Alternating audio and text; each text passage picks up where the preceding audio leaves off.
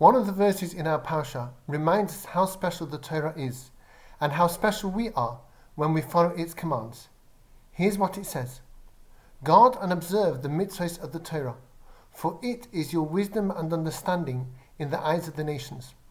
When they hear all these laws, they will say, truly this great nation is wise and understanding. One instance of the great wisdom of the Torah is its attitude to old age, which subtly subverts the generally accepted trope that our 20s and 30s are the best years of our lives, and conjures away the apprehension that accompanies birthdays as the numbers mount up. We find this subversion in a Mishnah in Pirkei Avos, where Rabbi Yehuda ben Tamar talks about special birthdays. The first few are about kicking off life in a Torah way. The landmarks are about Torah study, Chumash at 5, Mishnah at 10, Gemara at 15, becoming obligated in mitzvahs at 12 or 13, and getting married from age 18. There is no major focus here on earning a living or creating a career. For Rabbi Yehuda ben Tamar, these barely deserve a mention. Where it gets really fascinating is at the 30 to 40 landmark. At 30, he says, we acquire full strength, and at 40, we acquire understanding. Perhaps this is a trade-off. It is precisely when the body is no longer at full strength that the mind can take over. The clamour of the nefesh, the physical soul, begins to subside, and the soul starts to shine forth. The best is yet to come. At 40, we have understanding. At 50, we can communicate that understanding well and give advice.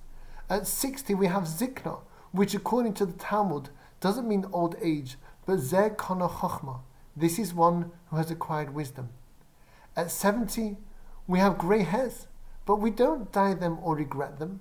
On the contrary, they are a sign of wisdom and goodness, and the Torah obliges us all to honor such people by standing up for them. At 80, we achieve gevurah, which means not strength, but discipline. The soul completes its mastery of the body. At 90, we are able, losuach, to meditate and reflect. We have left behind the trouble of the body, and Torah and prayer are our sole occupations. At 100, we are so spiritual that it is as if we are no longer in this world. We are still physically here, but spiritually we have already left for a higher realm of truth. Each birthday takes us closer to a new stage of development, a new plane of perception, a better view. And why does Rabbi Yehuda ben Tamar take us to the age of 100, an age which so few of us are privileged to reach? The Maharal explains that the Mishnah depicts a life of 100 years because the temple was 100 amot high. A person who orientates their life by these landmarks will become a living temple.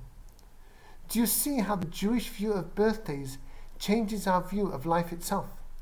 The things that are prized so highly in our world, the false ideals of physical beauty and youth that power a multi-billion-pound global fashion industry, are brushed aside as inconveniences on the road to the spiritual fulfillment that punctuates and defines our lives. Old age is transformed from a fearsome spectre into a host of strengths and meaningful opportunities, something to look forward to as the culminating joy of life instead of its agonizing postscript. May we all be blessed with the amazing gifts that Rabbi Yehuda ben Tamar documents, and may we all celebrate many happy birthdays in good health.